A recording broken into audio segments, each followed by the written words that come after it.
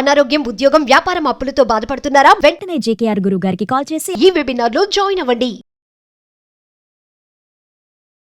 Hi viewers, India's largest digital media network Suman టీవీకి స్వాగతం. ప్రస్తుతం మనతో ఉన్నారు మోటివేషనల్ స్పీకర్ పద్మిని గారు. సో పద్మిని గారితో రిలేషన్షిప్ వాల్యూస్ గురించి బోల్డ్ అని విషయాలు తెలుసుకుందాం. నమస్తే అమ్మ. నమస్తే రాధా. అమ్మ, ఇప్పుడు మనం మాట్లాడుకునే టాపిక్ ఏంటి అంటే, అది ఒక ప్రేమికులకే అవ్వచ్చు, భార్యాభర్తలకే అవ్వచ్చు, లేదా ఒక మంచి ఫ్రెండ్స్ అయినా అనుకోవచ్చు.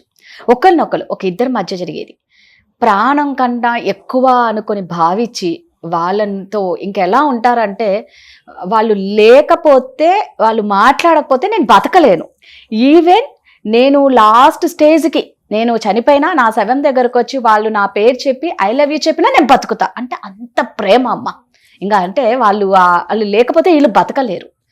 అలా అనుకున్న వాళ్ళు అవతల పర్సన్ కన్నా వీళ్ళని వదిలేస్తే వీళ్ళు బతకడం చాలా కష్టం. అలాంటి వాళ్ళకి ఎలాంటి స్ట్రెంగ్త్ కావాలి, వాళ్ళు ఎలా స్ట్రాంగ్గా ఉండాలి? ప్రాణం అనుకునేవాడే వదిలేస్తే వీళ్ళ పరిస్థితి ఏంటి? అసలు నీ ప్రాణం కంటే ఎదురు మనిషిని ప్రేమించడం అన్నది చాలా వింత విషయం, గొప్ప విషయం. అవతల పర్సన్ అదృష్టవంతుడు, వాడు అదృష్టవంతులు కూడా అవతల మనిషి నిజానికి. కానీ నువ్వు ప్రాణం కంటే యూజువల్ గా చిన్నప్పటి నుంచి మనం చాలా మందిని ప్రేమిస్తాం. ఫర్ ఎగ్జాంపుల్, చిన్నతనంలో అమ్మా నాన్నే మన ప్రాణం కంటే పెద్దగా చాలా గొప్పగా ప్రేమించే భక్తులు. అలాగే అన్నదమ్ముల్ని, తోబుట్టువుల్ని ప్రేమిస్తూ ఉంటాం. కాలక్రమేణా మనం పెరుగుతున్న కొద్దీ పెద్దవాళ్ళు మనకి దూరం అవుతున్నారు కదా. అవును, మన అన్నదమ్ములు దూరం అవుతున్నారు కదా. అప్పుడు మనం వాళ్ళతో పాటు వాళ్ళు లేరని చెప్పి కుంగిపోయి మన జీవనం సాగించడం మానేసామా? అసలు లేదు, లేదు కదా. అవును. అప్పుడేమనుకుంటున్నాం, పుట్టడం గిట్టడం మామూలే, వాళ్ళు మనకంటే పెద్దవాళ్ళు కాబట్టి మనకంటే ముందుగా జీవితంలో లేరు, వాళ్ళు వెళ్ళిపోవాల్సిన టైం వచ్చింది, వాళ్ళు వెళ్ళిపోయారు అని చెప్పి మనకి మనం సమాధాన పరుచుకుని అడుగు ముందుకేస్తుంది. ఇదే విషయం ఒక ప్రేమికుల మధ్య గాని, ఒక స్నేహితుల మధ్య గాని మీరు అడిగినట్టుగా వచ్చినప్పుడు, నేను చాలా ప్రాణం కంటే ప్రాణంగా ప్రేమించాను, అయినా వాళ్ళు నన్ను దూరం చేస్తున్నారు అని చెప్పి జనాల్లో కుంగిపోవడం, మానసిక వ్యధ, ఆందోళన, డిప్రెషన్, ఇలాంటివన్నీ తెచ్చుకుంటూ ఉంటారు. అసలు అవసరమా అంటాను నేను. కారణం ఏంటంటే, ప్రతి మనిషి అసలు నువ్వు ఎందుకు ప్రేమించావు ఒక వ్యక్తిని? వాళ్ళ ఏం చూసి ప్రేమించావు? మంచితనమా, అందమా, ఆకర్షణ, లేదంటే వాళ్ళ ఫైనాన్షియల్ సిచ్యువేషన్ గురించి చూసి ఆలోచించావా? దేని చూసి నువ్వు ఆకర్షింపబడ్డావు? ఒక బంధం, ఏ బంధమైనా ఒక బంధం దూరం అవడానికి కారణం వాళ్ళ వైఖరి, వాళ్ళు ప్రవర్తిస్తున్న తీరు, ఎదుటి మనిషి మీద వాళ్ళు చూపిస్తున్నటువంటి నిర్లక్ష్యం. కరెక్ట్. నిన్ను నిర్లక్ష్యం చేసి నాకు అవసరం లేదు, నువ్వు నన్ను ఎంత ప్రేమించినా నాకు అవసరం లేదు అని దూరంగా వెళ్ళిపోతున్న మనిషి గురించి నువ్వు బాధపడే ముందు కలుపుకుందుకు ప్రయత్నం చెయ్యి అంటాను. ఫస్ట్ థింగ్ నేను, let us not depart at a stage on an instance. అది అయింది, అదే నిమిషంలో మనం వాళ్ళతో డిపార్ట్ అవ్వడం అవసరం లేదు. ప్రేమించాం కదా, సరే ఒకసారి కూర్చోబెట్టి ఓపెన్ మైండ్తో డిస్కస్ చేయడానికి ఒక అవకాశం ఇవ్వాలి మనిషికి. ఎందుకు నువ్వు నన్ను నిర్లక్ష్యం చేస్తున్నావు, కారణాలు ఏమిటి అని తెలుసుకుని, ఇద్దరు ఓపెన్ మైండ్తోనూ ఈ ఫలానా కారణాల మూలాన నువ్వంటే నాకు కోపం వచ్చిందనో, లేకపోతే నేను నీకు దూరం అవుతున్నానో అని చెప్పుకున్నారనుకోండి, అది ఇద్దరికీ సమంజసంగా అనిపించి ఇద్దరు కనుక మారదాం అనుకుంటే కనుక కథ సుఖాంతమే. ఏ ప్రాబ్లం ఉండదు, ఎవరికి ఏ ఇబ్బందులు బాధలు ఉండదు. ఒకవేళ అలా అవ్వలేదు అనుకుందాం, అవలేనంత మాత్రాన భావోద్వేగానికి అయిపోయి ఆవేశపూరితమైన డెసిషన్లు తీసేసుకుని సూసైడ్లు చేసేసుకోవడం, లేదా తాగుడికి, డ్రగ్స్కి, వీటికి అలవాటు పడిపోవడం, ఏం సాధిస్తా మనిషి? అవసరం లేదు. ఏ మనిషి ఒకటి మట్ట గుర్తుంచుకోవాలమ్మా అందరం, ఏ మనిషి మనం పుట్టినంత కాలం మనతో అదే విధంగా ఉండరు. ఏ మనిషి ఉండడు. కాలంతో పాటు మనిషి మారుతున్నాడు, మన ఆలోచనలు మారుతాయి, మన ప్రవర్తన మారుతుంది, అలాగే మనం చూసే దృక్కోణం కూడా మారుతూ ఉంటుంది మనిషి మీద. ఒక మనిషి మనకు దూరం అవడానికి కారణాలు చాలా అనేకాలు ఉండొచ్చు. ఇంకో విషయం, ప్రతిసారి మనల్ని అసహించుకోవడం వల్లనో, మనం ఏహ్యంతోనో వాళ్ళు మనకి దూరం అవుతున్నారు అని అనుకోకుండా అవసరం లేదు. వాళ్ళకి ఫిజికల్ ఇన్ఎబిలిటీ ఉండడం వలన కూడా కొన్నిసార్లు మనుషులు దూరం అవుతారు. అంటే వాళ్ళకి శారీరకంగా దే ఆర్ సపోజ్ ఏదైనా ప్రాబ్లం వచ్చింది, నేను వాళ్ళతో కలిసి ఉండడం వలన వాళ్ళకి నేను ఏదైనా కష్టం కలిగిస్తానేమో అనిపించినప్పుడు ఎంత ప్రేమ ఉన్నా దూరం అయ్యి వాళ్ళు హాయిగా బతికితే చాలని బతికిన ఉన్న మనుషులు కూడా ఉన్నారు, రైట్. ఇంకా కొన్నిసార్లు మనం చూస్తూ ఉంటే కనుక ఈ ఫిజికల్ ఇనెబిలిటీనే కాకుండాను కొంతమంది స్నేహితులు దూరం అవుతూ ఉంటారు.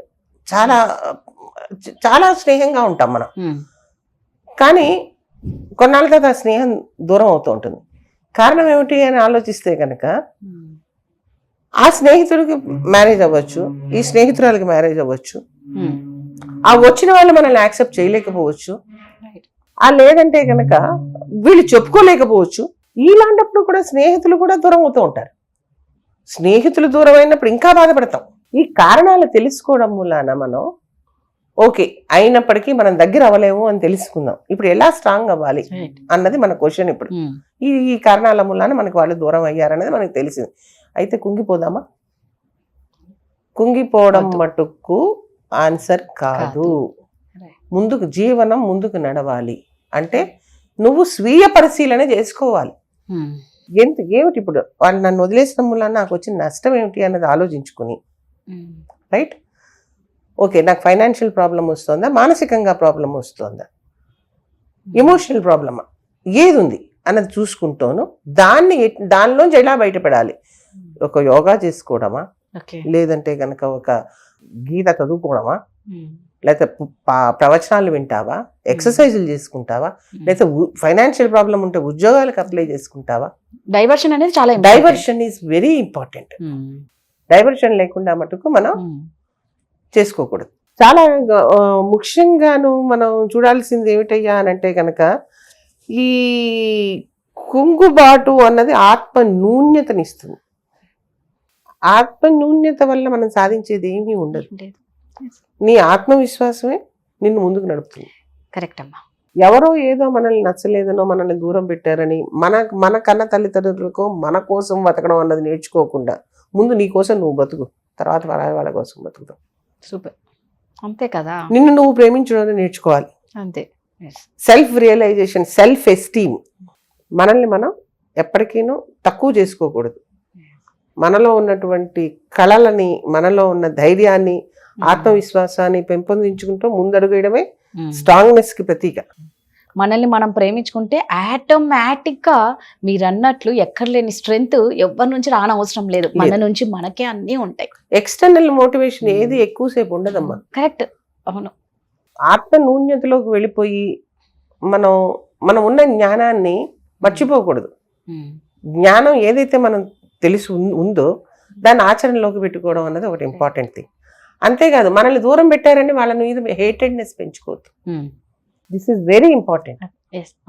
ఎప్పుడైతే మనం వాళ్ళ మీద ఏహ్యం గాని, అసహ్యం గాని, కోపం ఇలాంటివి పెంచుకున్నామంటే మనలో కసి, పగ, ప్రతీకారం ఇటువంటి భావనలు ఎక్కువ వస్తాయి. ఈ భావన వల్ల దానికి నువ్వే సమిధివి అవుతావు. Hatedness is not at all invited. ఇలాంటప్పుడు స్ట్రాంగ్ గా ఉండడానికి వాళ్ళని మర్చిపో. Forget, forgive. This attitude is very important. Super. So మనల్ని వదిలేశారు కదా అని వాళ్ళ మీద కోపం, పగలు, వాళ్ళు నాశనం అయిపోవాలి ఇవన్నీ కోరుకోకండి, అవసరమే లేదు. ఏదైనా భగవంతుడు చూసుకుంటాడు. మనలో కావాల్సింది మనం ఎలా దీని నుంచి బయటపడాలి, మనం ఎలా స్ట్రాంగ్ గా ఉండాలి. అవతల పర్సన్ ఎలాగో మోసం చేశాడు, ఇక వదిలేసేయండి, ఎవరిది వాళ్ళకు ఉంటది. వాళ్ళ నాశనం కోరుకునే కొద్దీ మనకి కూడా ఆ ఎఫెక్ట్ వస్తుంది. ఒక నాశనం కోరుకునే ఆటోమేటిక్ మనకు వస్తుంది, నెగటివిటీ అది రాకూడదు. మీరు అన్నట్లు ద్వేషించద్దు, వదిలేయండి. బాధ ఉంటది కాదని చెప్పం, బట్ మనం కంట్రోల్లో ఉండాలి. అవసరాన్ని మించిన బాధ కూడా పడద్దు. మన హెల్త్ కే ప్రాబ్లం, మనకే ప్రాబ్లం వస్తుంది. Super, thank you.